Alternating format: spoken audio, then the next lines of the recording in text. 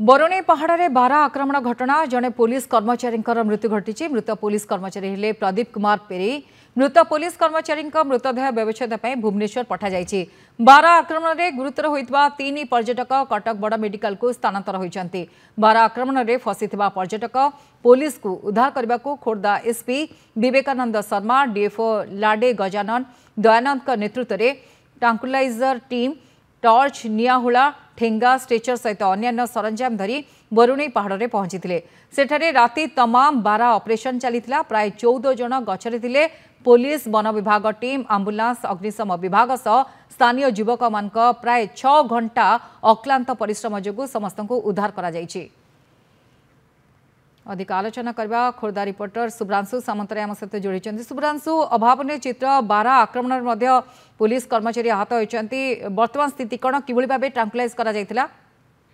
निश्चित भाव में गायत्री ट्रांकुलाइजर करा जाई नाही, किंतु जो भली भाव में ऑपरेशन करा जायतिला तार एक सम्यक सूचना सम्यक विवरणी दर्शक आगे रखा।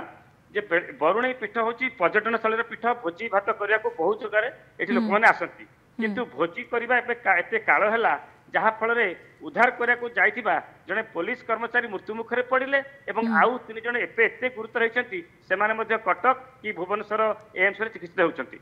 गोटे कथा हूँ काली थिला रविवार एवं समस्ते आसते बरुणी की भोजी करने को। जटणी अंचल 4-5 जन युवक से जाते बरुणी शिखर देश को बुलापी से बेले गोटे बारहा आक्रमण करता।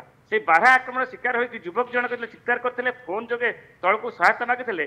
बरुणी पाददेश जो आउटपोस्ट अच्छी जो फांडी अच्छी सेठू 2 जन पुलिस कर्मचारी तुरंत धाई जाते 4-5 किलोमीटर उच्चक से रक्षा करने। किंतु जाऊ जाऊ जड़े पुलिस कर्मचारी जी कि प्रदीप कुमार पेरेई सी 12 आक्रमण शिकार होते बारहा एक भाव में आक्रमण करता जहाँकि सी से रक्ताक्त अवस्था पड़ते अन्य को उद्धार कर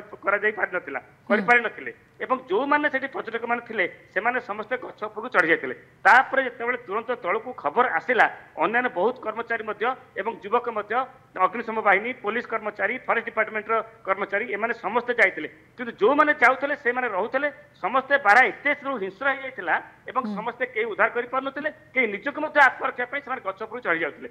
एमती दिन 2टारू चली दम चलता खबर पाई खोर्धा एसपी खोर्धा डीएफओ एवं समस्ते से पहुंचले। स्थानीय अंचल बहुत संख्यार युवक जहाँ देखुं आप भिजुआल शह शह संख्यार युवगोष्ठी से पहुंचले कहीं कहार सांग साथी कहार आत्मस्वजन कहार संपर्क से प्राय 14 जन विभिन्न गछरे बीएसएनएल टावर से जगिकी राति तमाम से रही रक्षा करने चित्कार करते। गायत्री गोटे कथा हूँ 3 जन बारहा आक्रमण शिकार होती रक्ताक्त अवस्था से जगह गछरे लाखिकी रही।